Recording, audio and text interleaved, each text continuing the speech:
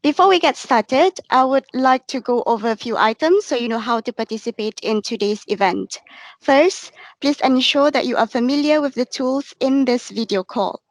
Please mute your mic and switch off your video throughout the session to minimize disruption. Despite that, we would like to hear from you during today's presentation. You will have the opportunity to submit your questions by sending it through the chat function tab. You may send in your questions at any time of the presentation, and I will read them out to you at the end of the session.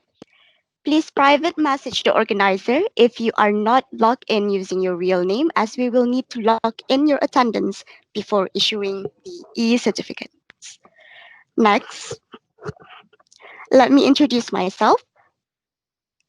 My name is Amira, and I'm a mechanical engineering graduate from Brunei. I started joining IMECI as a student affiliate back in 2017. I now work as an inspection engineer trainee, and I'm a big fan of Running Man. But today, I will be your moderator. Enough said about me. Now let us shift our focus to today's webinar and the presenter. A little background about him. He is a mechanical engineering lecturer at Polytechnic Brunei and an expert in thermofluid and mathematics. He used to work at DES Brunei and UTB. Also, he is an advisor for IMECI Polytechnic Brunei student chapter. Finally, he is an avid speaker for Google Developers Group Brunei. And that's pretty much it. Thank you for listening. I'm going to hand this over to Mr. Nas with his preceding topic.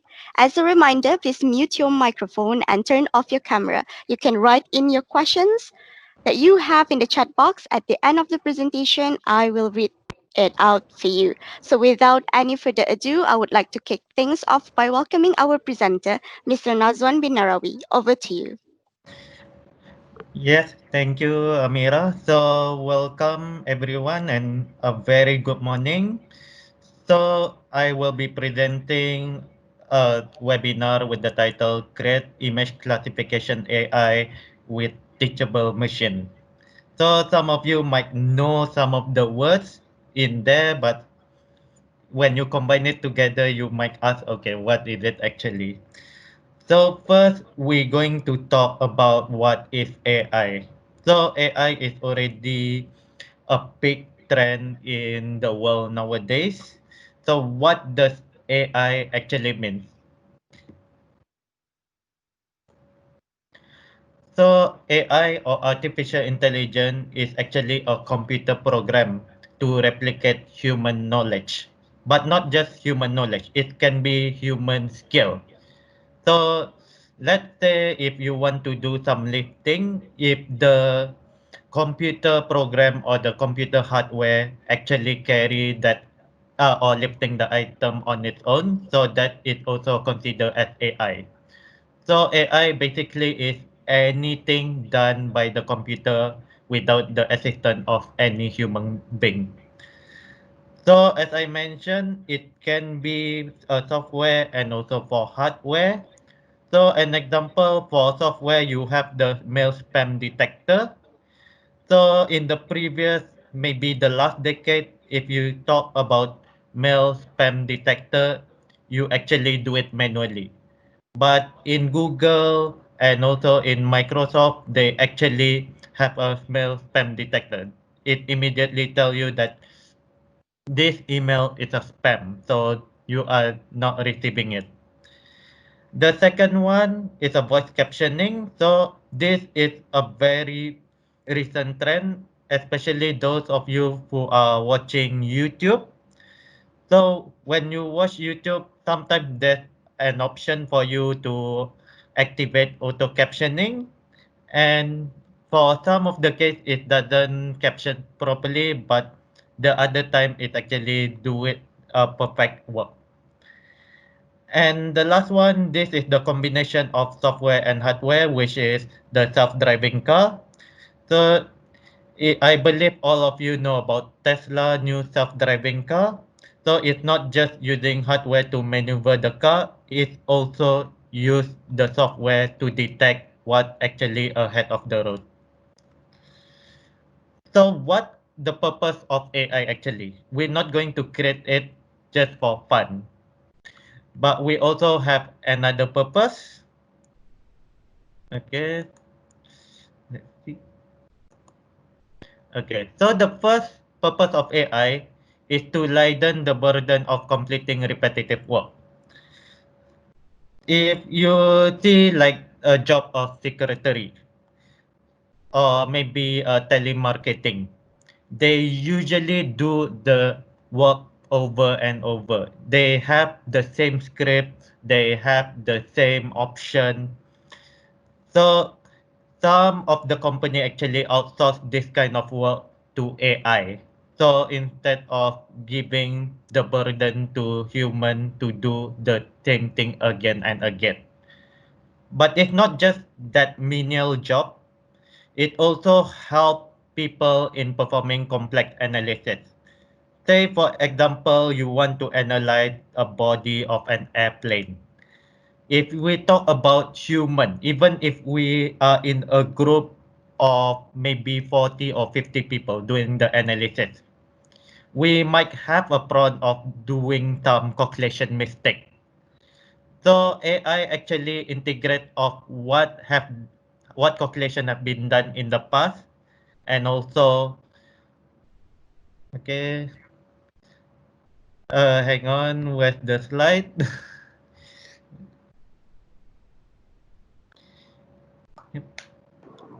Okay, yeah, sorry for the technical error. So the second one is to perform the complex analysis. So using AI, you can actually do the analysis perhaps in few hours or maybe just one day. The third and the most important part of AI is actually to conduct unbiased decision. If we talk about human being, let's say in law or sometimes like day-to-day job, there are a lot of outside factor that actually affect human decision. Let's say if you are hungry. When you are hungry, you are not going to do most of the right decision. With AI, they don't experience any hunger or they don't being biased to one group of people, and that is where AI actually being helpful. But if we talk about AI, we as human have to tell the AI how to differentiate, how to identify several different of things. So let's say for example, what's the difference between cat and dog? I believe all of you able to tell what is cat and what is dog. But if you were to tell this to someone who never see a cat and a dog, let's say like a computer software, how do you identify the differences? You can say maybe like the body. You can say statistically dog is bigger than cat. Or you can say for the shape of the head. So dog have a conical head, shaped head, while cat have a spherical shaped head. Or maybe the ears. So cat have a pointy triangular ears, while dog have a flexible flat ear. Looking from these images, or maybe the tail. Although from the image of the dog, you cannot see the tail, but you might assume that the dog have a bigger and longer tail compared to cat. And maybe lastly is the fur. You can say dog have higher fur volume compared to cat. So this is just a comparison between these two images. But let's say we are using these features to detect cat and dog for other images. Let's talk in terms of body. If I give you this image and you already say dog is bigger than cat, the AI will get confused. Same also for in terms of the shape of the head. Let's say like this pop, it have a spherical head, not a conical one. So it will be confused as a cat. And how about the ears? You might able to trick AI by using the cat ears onto a dog. And in terms of tail, there are some dogs that have shorter tail. And lastly, what about a fluffy cat? It might be identified as a dog since you say dogs have higher fur volume. So this is the difficulty faced by AI in the past because you have to label all of the features and tell the AI to identify different objects, they have to check these features. But then in the recent years, they actually developed a new subgroup of AI, which is known as machine learning. So machine learning is actually a part of AI. But the good thing about machine learning is you don't need to tell the feature. You just give the input and the output and you tell your AI to develop a perception about what they can differentiate between these two. So let's say from the bottom image, you have an input of a bird. Then the output either a bird or not a bird. So you don't actually mention that bird have wings, bird have beak, so on and so on. You just fit the image into the AI and also fit the label. The AI will come up with its conclusion. So this is the beauty about machine learning. You don't have to think what in the middle in terms of features extraction and classification. You just have a model, have an input and output. So machine learning actually a widely used AI subgroup and it actually can be divided into two methods. The first one is supervised learning. The second one is unsupervised learning. So let's talk about the first one. First one is supervised learning. It's the same like how you see the image about a bird. So you fit the image of the bird and you label it as a bird. And then maybe you find an image of a fish and you label it not bird. So this is the type of supervised learning. You already tell the AI what for each image what should be the result. So it can be improved with repetitive training.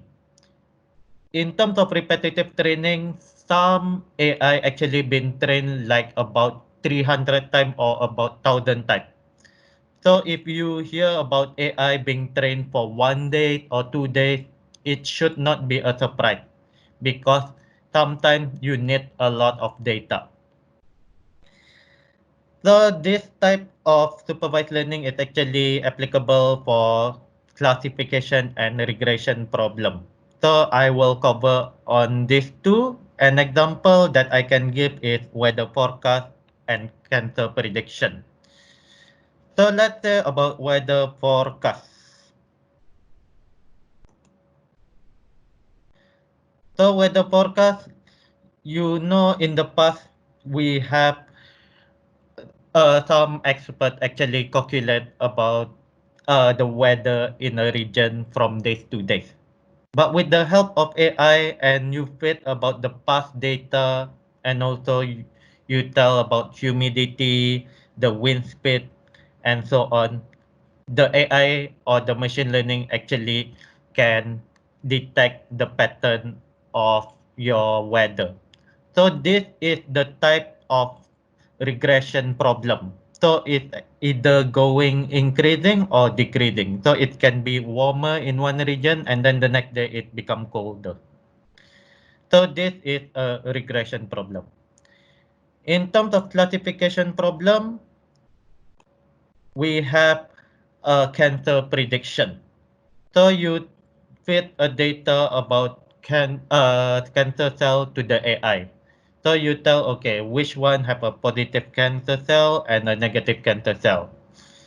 So from there, once you already fit enough data, you let the AI to do the prediction. And to truthfully, this type of cancer prediction actually being used in practice for doctor to assist in terms of cancer detection, which actually cut a lot of time for them to detect the cancer. So that is all about supervised learning. The next one is unsupervised learning. So just now you have data with the result already being attached together. But unsupervised learning, you just have an input data, but you don't tell what the output should be. And from here, the AI just guess the features of the input and try to correlate the input with each other. This type of this type of AI can be applied into clustering and association problem, which actually related to Netflix recommendation and Google image search respectively. So let's check on Google image search. So I believe all of you know who this person is. So it's Albert Einstein. So if you talk about Google image search, for some case, you can find a portrait photo of a person. But let's say you want to find that person in a group photo. So this is a kind of association problem. You have a photo of one person, but you want to find where does the person ever been in a group photo. The next one is Netflix recommendation. I believe if you use some video streaming or audio streaming apps, you have this kind of recommendation. But this kind of recommendation don't tell you you watch this one show, it's going to be this another show. It's not going to be just direct as that. What you actually do for this one, so let's say you have a cartoon, so it labeled as cartoon, you have maybe Korean drama, you label it as Korean drama. So from there, the AI trying to check which one have the same input and then try to recommend the same thing to you. So this is the type of machine learning method. But if we talk about AI, if we talk about machine learning, we sometimes thought about you need to have a good programming skill. But right now, it's getting easier. So we have a transfer learning skill. So transfer learning skill means for most of the time, you don't need to think about the programming part. You don't need to build your AI from scratch.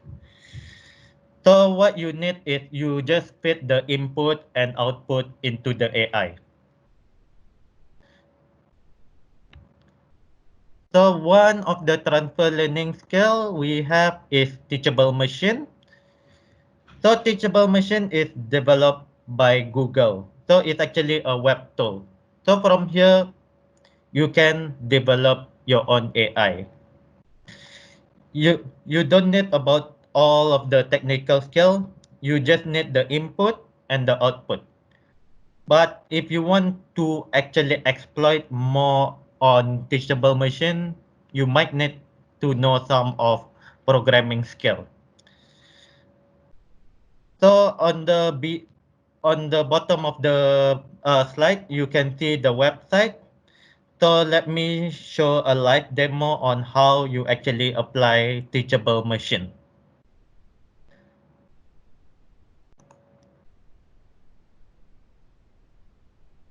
Okay, let me show my. Okay.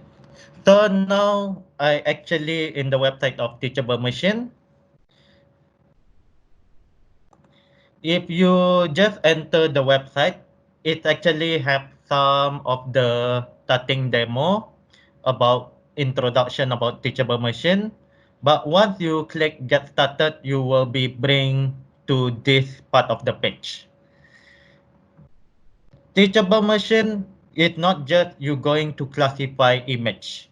You can actually classify audio. So let's say you want to detect the difference of people saying yes and no. You can use it. You can use teachable machine to detect that. And the last one, you have pose project. So this one, if you want to detect someone standing or maybe squatting, you can actually exploit teachable machine to use it. And teachable machine actually can be integrated with your Google account. So if you have a Google account, you can actually save, import or export your project into Google Drive. So let's say, for example, we're going to do a image classification. So we're going to click on image project.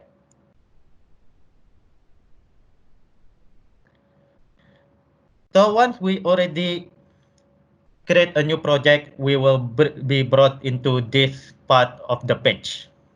So here you see on the left hand side, there is class 1 and class 2. So this is the label of your inputs. So let's say we're going to classify gender. Is it a male or a female in front of the camera? So we can say class 1 will be female and class 2 will be male. But here's the problem about AI and machine learning. You are not going to put these two labels only. Let's say if you detect neither a male or a female, you don't want your AI to detect that it might be a male or a female. Maybe you put your camera on the wall, it detects a male, which is incorrect. So to prevent this kind of thing happen, you need to add a third class, which is a control class. So the control class, you can label it as control or you can just put it as none. So it's neither female or a male. So once you already have all of this label, it's time to put inputs data into it. So let's say for female. So you can actually import it from your file or you can import it from Google Drive. So let's say I'm using from my file.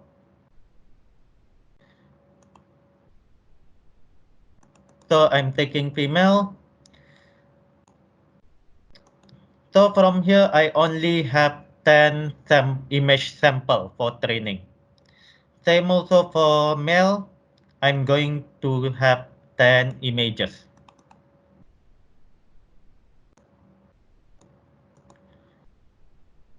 So you have 10 female sample and 10 male sample. But what should you fit for the none? This one, you should fit practically everything as long as there is no female or male person exist. So let's say looking from my sample, I have a lot of scenery here. So you can use it as your none sample. So now we already have all of the samples here, but we are still not ready to use the AI. You need to train your model to identify the input. So if you see on the middle part of the block, we have training. So before we go for training, we're going to click on advanced. And we have these three items known as epochs, batch size, and learning rate. So epochs means the number of repetition you want to do on your AI to learn your inputs and outputs. So let's say if I label here 50, 50, so that means you are going to train your AI 50 times. So it's going to train for 50 times. The second one is the batch size. So batch size means how much, how many sample you want to train before it actually acquire the losses and accuracy. So from here you have 16. So that means it's going to go through 16 image sample and then try to actually make a guess for the next 16 and so on and so on. Just imagine batch size like your revision for quiz, maybe mathematic quiz. So you're not going to do the mathematic quiz like maybe hundred of questions. You sometimes do in batches. You can say, okay, today I'm going to learn 16 questions. The next day maybe 30, 40. So batch size, you cannot change it. For AI, it's going to learn in the same number of batch size. The last one is learning rate. So learning rate, this one means how fast your AI going to reach a real accuracy, maybe a perfect accuracy. So from here, the learning rate is 0.001. That is very low, but sometimes it's a safe bet for a sample that can be distinguished from each other. So learning rate, just say for example, you are going to learn mathematics, maybe addition or subtraction. So if you say slow learning rate, that means you're going to learn from addition and subtraction to multiplication. But if you're going to set it maybe 15, the learning rate. So that means you jumping from addition to subtraction to calculus. So that means a huge jump. So sometimes it's good to go for a huge jump and sometimes it's good to go for a low learning rate. This one is depending on what type of sample you have. If the sample is something that you cannot distinguish easily, it's better you use a high learning rate.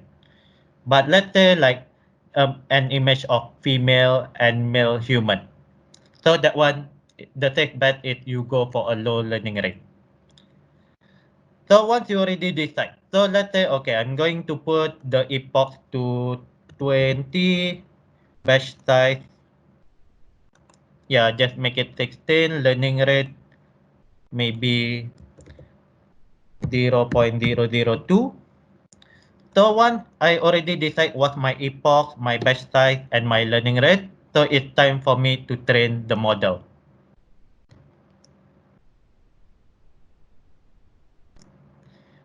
So it's going to take time to train the model. So if you put a low number of epochs, it will be quite fast. But let's say if you put the epoch maybe to 50 or maybe 200, so you're going to expect to take time for the training to happen. So once you, okay, so you can see here, it already identify myself as male. So this is how to train your model in teachable machine. So let's say if I move my head further, so it kinda split there between a female and a nun. So let's say when what I do there just now, let's say when I remove myself from the camera, it identify like 50-50 between female and nun. So that means your machine might have some problem in there. It can be because of your image sample. You can say maybe the image sample it have low number of sample. So let me deactivate my camera first. So for the low number of sample, you can counter it with finding more sample. The second one is the parameters of your training. Sometimes you say 20 epochs, you don't have enough repetition for your model to distinguish these three items. Or maybe the batch size 16 is too much for your sample. You can reduce it or maybe increase it. And the learning rate, maybe you can say, okay, it's very far beyond 0.002 is very far. You need to go for a slower learning rate. So let's say, okay, you have this kind of problem, so you just change it to 50 and here 0.01. So oops. So once you check there are errors in your training data, you can actually retrain it again. So you click train model.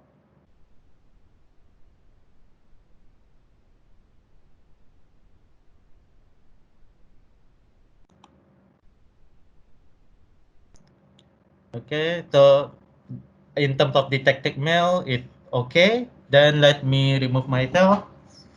Okay, so now you can see the none actually supersede the female. So that means you have a much AI model here. So let's say you are happy with your AI model. You can actually utilize this model not just in teachable machine. You can actually put in your website. In fact, I actually already utilized it in my learning management system for my lecture. So you can actually do the same thing. So if you want to use the model outside of teachable machine, you can see there's a button on export model.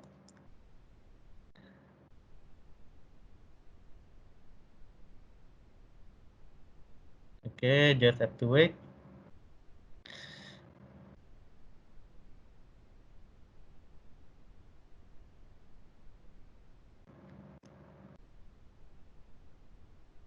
Okay. So now you have this export model. So you can see there are three types of project you can use it on.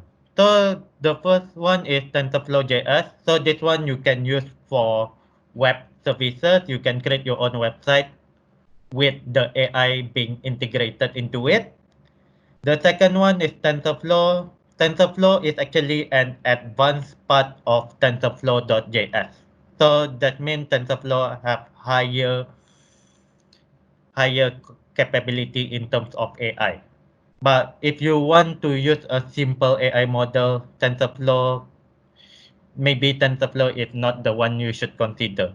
Because TensorFlow, you need a lot of things to install. And the last one is TensorFlow Lite.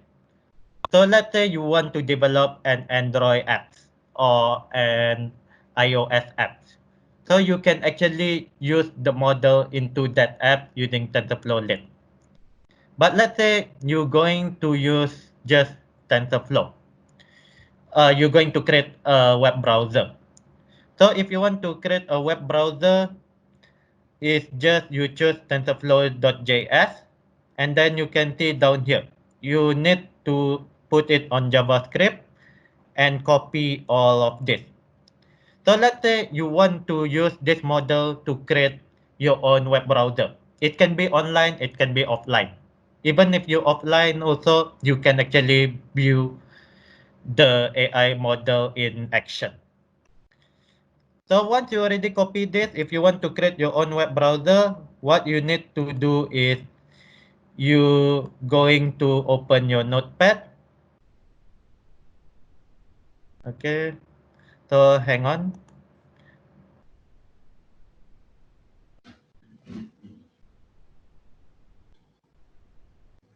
Okay, so let me share my notepad first. Okay. Okay. So now we have the notepad. So just now, whatever you copy, just paste it here. So actually now you already have your AI model. But the problem here is what model you're going to use. Because if you check here, the URL is not a real URL. It's not your model URL. So going back to the model. So let me share my screen again here. So if you want to get your model URL, you have to go up here. So it's either upload or download. But if you use download, it's going to have a complex procedure. The best way is you just use upload. So I'm going to upload this model. So if anyone have the link, so actually they can use the link, but usually they don't publicize the link without the user consent yet. Okay, so now I already upload the model. So you can see this is my link. So I copy the link and then go back to my notepad.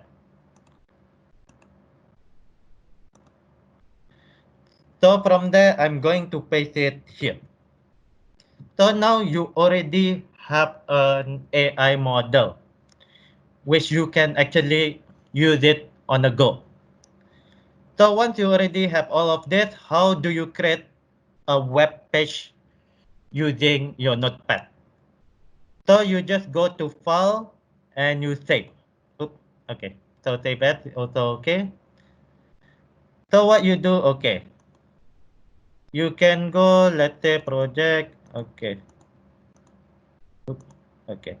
So let's say test, okay. So what you're going to do, you're going to go for gender detection. So you're not going to save in terms of TXT. You're going to save in terms of HTML. Once you save into HTML, whatever file you save is going to be a web page. So I already have a file being saved already, so I think I don't need to save it. So let's go back to my browser.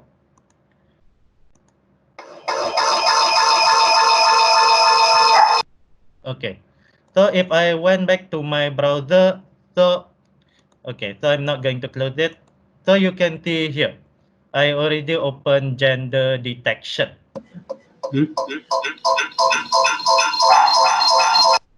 So if you save your HTML file just now from your notepad, you will have something like this.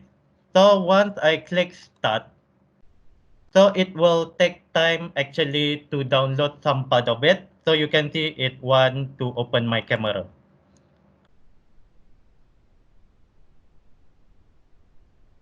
So it takes time to load the model.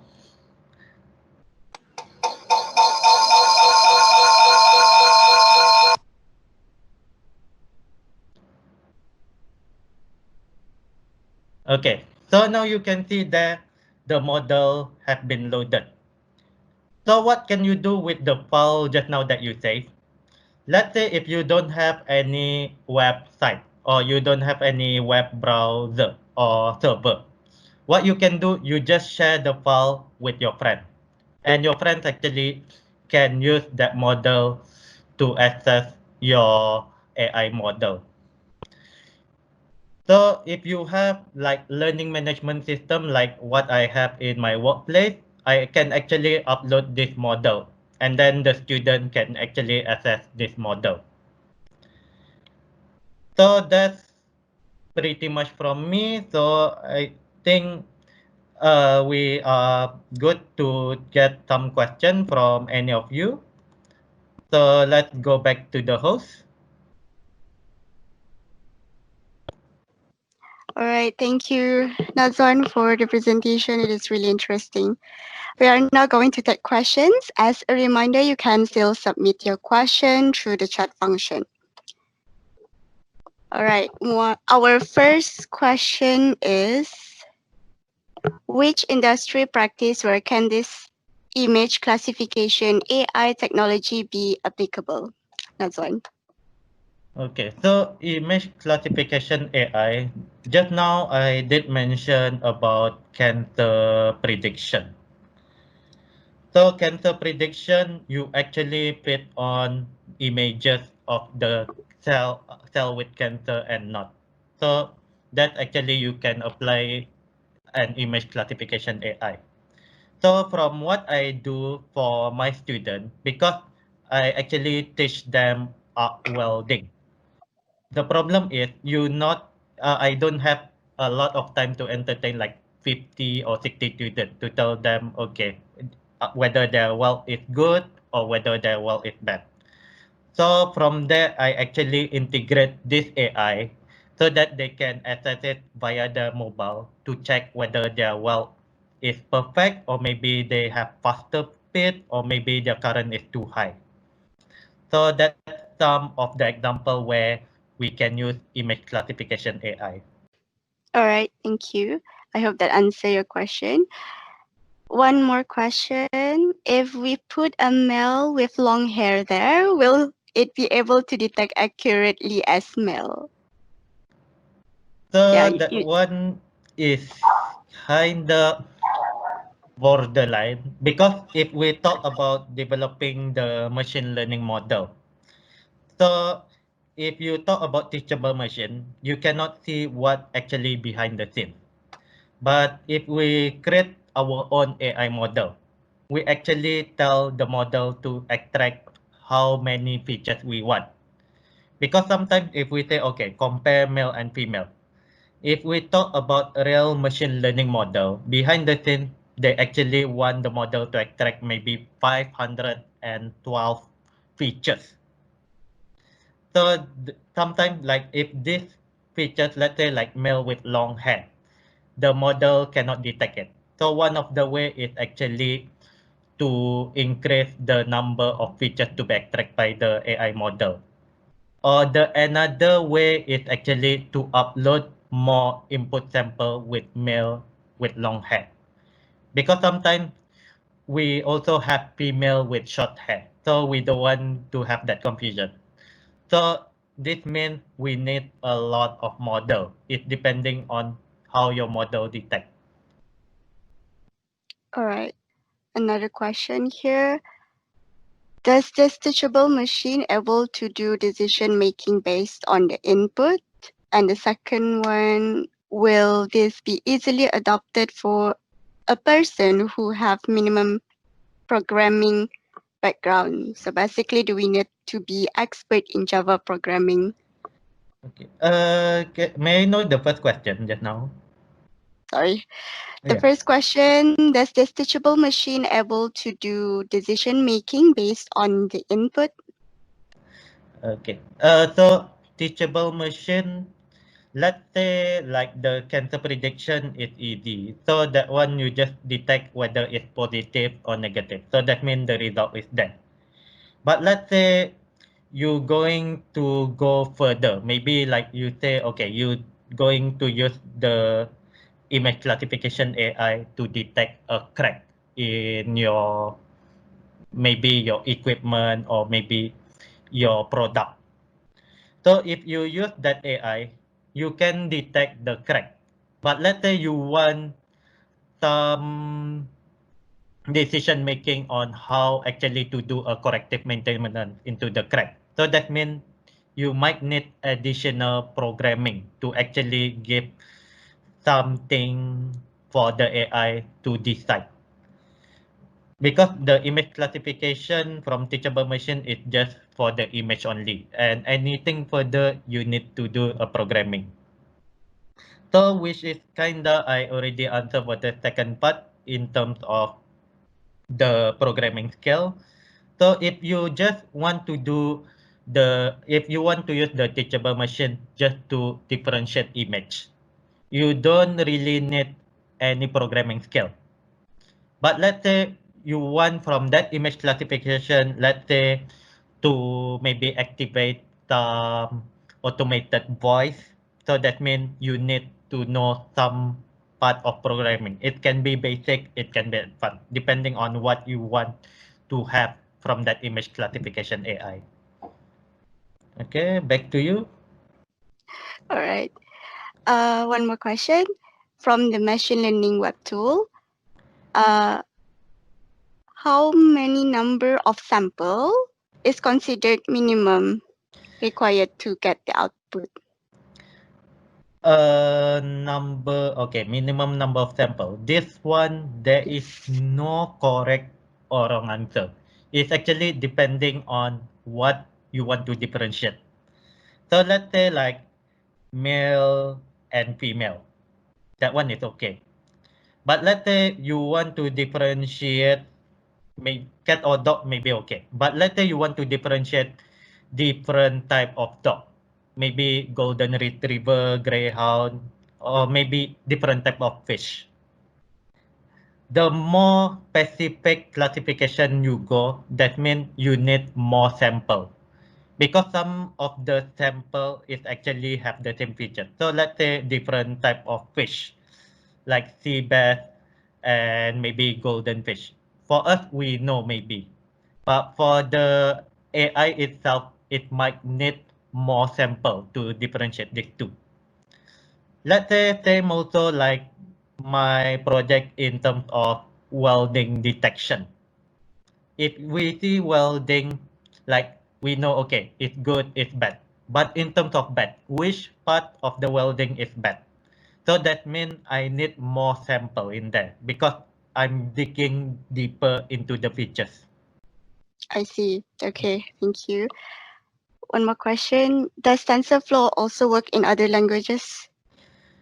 Okay, so TensorFlow just now I show in terms of copy the script into the notepad.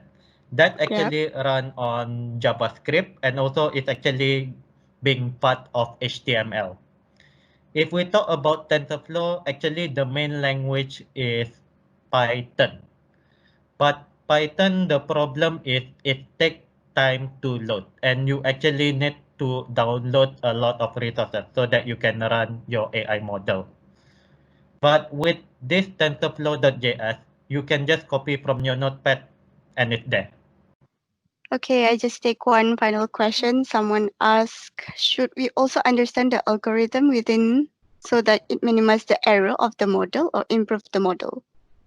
For me, I recommend you to actually understand the algorithm. But the thing about teachable machine, the only parameter you can change are the epochs, patch size, and learning rate. But if you're going to create with your own AI model, it's much recommended for you to know the algorithm because some of the algorithm is how many features you want to extract and what's the resolution of the image you want to increase or decrease it into. So if you go into that kind of AI programming, it's much recommended for you to know the algorithm. If you go for teachable machine, it's just those maybe four. The image sample, the epoch, batch size, and the last one is the learning rate. So you should have some understanding in that so that you can get a much accurate result. All right, thank you. I hope that answer everyone's question. I'm going to take the question and answer session to a close. But before that, let me summarize today's session. Artificial intelligence is a computer program that can replicate human knowledge and make informed choices without bias based on perception. One of the advantages of using AI is that it can ease the burden of solving repetitive tasks and also reduce the complexity of analyzing things. We have seen the difference between cats and dogs and how machines can identify and differentiate them using supervised learning or unsupervised learning. We have also seen the demonstration conducted, which shows that image classification using AI can be done without sophisticated program. Just by using the web tool, we can get the result that we want, and the results are also easy to download and upload in other media application. In a nutshell, as technology advances, we can see that what we think is difficult become easier with technology like AI. All right. Before we have a group photo, I have something else to tell you. Moving on. All right. That is, we will have our next webinar on the 20th June at 10 a.m. by our Chua Yo Long, which is going to cover the webinar titled What's in It for Me in iMac E. So please look forward to this webinar. If you are interested, please register at the Google form shown in the poster to secure your participation or visit the Seer iMac near you website's event page for more information.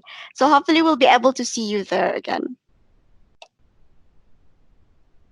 Finally, on behalf of SEER IMAC webinar team titled Create Image Classification AI with Teachable Machine, we would like to thank everyone for your active participation in this webinar. Also, really hope that you enjoyed the event. I really hope that everyone present today could gain knowledge and insights as webinar as such are hard to come by. So and at the end of this webinar, you will receive an e-certificate for your participation in this webinar through your registered email.